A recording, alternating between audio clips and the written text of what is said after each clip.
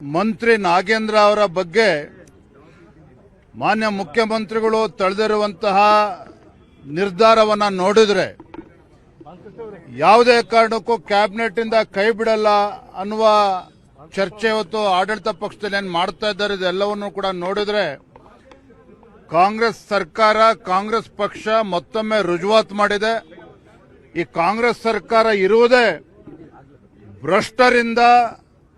ಭ್ರಷ್ಟರಿಗಾಗಿರ್ತಕ್ಕಂಥ ಈ ಕಾಂಗ್ರೆಸ್ ಸರ್ಕಾರ, ಜನರಿಂದ ಜನರಿಗಾಗಿ ಜನರಿಗೋಸ್ಕರ ಇರ್ತಕ್ಕಂಥ ಕಾಂಗ್ರೆಸ್ ಸರ್ಕಾರ ಅಲ್ಲ. ಭ್ರಷ್ಟಾಚಾರಿಗಳನ್ನ ರಕ್ಷಣೆ ಮಾಡೋದಕ್ಕೋಸ್ಕರ, ಭ್ರಷ್ಟರಿಂದ ಭ್ರಷ್ಟಾಚಾರಿಗೋಸ್ಕರ ಇರ್ತಕ್ಕಂಥ ಕಾಂಗ್ರೆಸ್ ಸರ್ಕಾರ ಅನ್ನೋದನ್ನ ಹೇಳೋದಕ್ಕೆ ಇಚ್ಛಪಡ್ತೇನೆ. ಇವತ್ತೇನು ದಲಿತರ ಬಗ್ಗೆ ಮೊಸಳೆ ಕಣ್ಣೀರನ್ನು ಹಾಕ್ತಾ ಇದ್ದೀರಲ್ವಾ ನಾಗೇಂದ್ರ ಅವರು, ಕಾಂಗ್ರೆಸ್ ಸರ್ಕಾರದವರು, ಎಲ್ಲಿತ್ತು ನಿಮಗೆ ದಲಿತರ ಪರವಾಗಿರ್ತಕ್ಕಂಥ ಕಾಳಜಿ? ವಾಲ್ಮೀಕಿ ಅಭಿವೃದ್ಧಿ ನಿಗಮದ ಹಣವನ್ನ ಲೂಟಿ ಮಾಡಬೇಕಾದ್ರೆ ದಲಿತರು ನೆನಪಾಗ್ಲಿಲ್ವಾ ನಾಗೇಂದ್ರ ಅವರೇ? ವಾಲ್ಮೀಕಿ ಅಭಿವೃದ್ಧಿ ಹಣವನ್ನ ಲೂಟಿ ಮಾಡಬೇಕಾದ್ರೆ ರಾಹುಲ್ ಗಾಂಧಿ ಅವರಿಗೆ, ಕೆ.ಸಿ. ವೇಣುಗೋಪಾಲ್ ಅವರಿಗೆ, ಡಿ.ಕೆ. ಶಿವಕುಮಾರ್ ಅವರಿಗೆ ದಲಿತರ ಹಣ ಅಂತೇಳಿ ನೆನಪಾಗ್ಲಿಲ್ವಾ? ಇವತ್ತು ದಲಿತರ ಮೇಲೆ ಅಂತೇಳಿ ನಾವು ಟಾರ್ಗೆಟ್ ಮಾಡ್ತಿದ್ವಿ ಅಂತ ನಮ್ಮ ಮೇಲೆ ಆರೋಪ ಮಾಡ್ತಿರಲ್ಲ.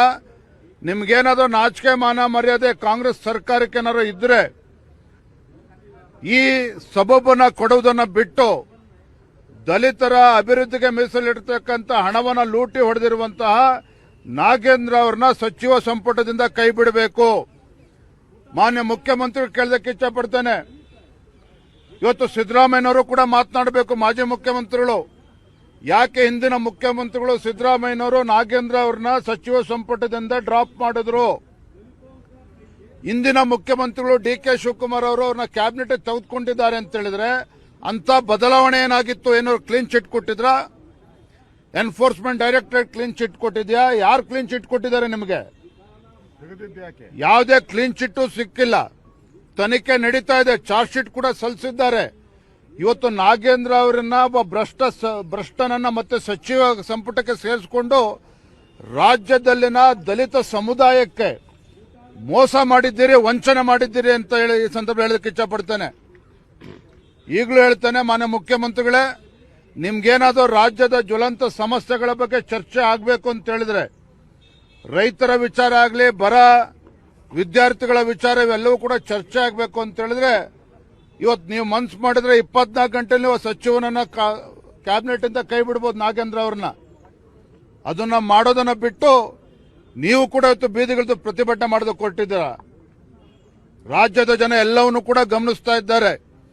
ಈ ಕಾಂಗ್ರೆಸ್ ಸರ್ಕಾರ ಭ್ರಷ್ಟಾಚಾರವನ್ನ, ಸಚಿವರ ಭ್ರಷ್ಟಾಚಾರಿತನವನ್ನ ಎಲ್ಲವನ್ನೂ ಕೂಡ ಗಮನಿಸ್ತಾ ಇದ್ದಾರೆ. ಮಾನ ಮರ್ಯಾದೆ ಏನಾರ ಇದ್ರೆ ದಯವಿಟ್ಟು ಸರ್ಕಾರ ಅವನನ್ನ ನಾಗೇಂದ್ರನ ಕೈ ಬಿಡಬೇಕು. ಅದು ಒಂದು ಮಾತು ಹೇಳ್ತಾನೆ, ಇನ್ನೇನು ಸದನ ಮುಗಿತದೆ, ಇದರಿಂದ ಪಾರಾಗ್ತೇವೆ ಅನ್ನೋ ಭ್ರಮೆನಲ್ಲಿ ಇವತ್ತು ಕಾಂಗ್ರೆಸ್ ಸರ್ಕಾರ ಮುಖ್ಯಮಂತ್ರಿಗಳು ಏನಾರ ಇದ್ರೆ ಅದು ಖಂಡಿತ ಸಾಧ್ಯ ಅಲ್ಲ. ಈ ಹೋರಾಟ ಸದನದ ಒಳಗಡೆನೂ ಕೂಡ ನಡೀತಾ ಇದೆ. ರಾಜ್ಯದಲ್ಲಿ ಎಲ್ಲ ಜಿಲ್ಲೆಗಳಲ್ಲೂ ಕೂಡ ನಮ್ಮ ಹೋರಾಟ ನಡೀತಾ ಇದೆ. ಸದನ ಮುಗಿದ ನಂತರನೂ ಕೂಡ ನಮ್ಮ ಹೋರಾಟ ರಾಜ್ಯದಲ್ಲಿ ಮುಂದುವರಿತಾ ಇದೆ. ಈ ಎಚ್ಚರಿಕೆಯನ್ನು ಮಾನ್ಯ ಮುಖ್ಯಮಂತ್ರಿಗಳು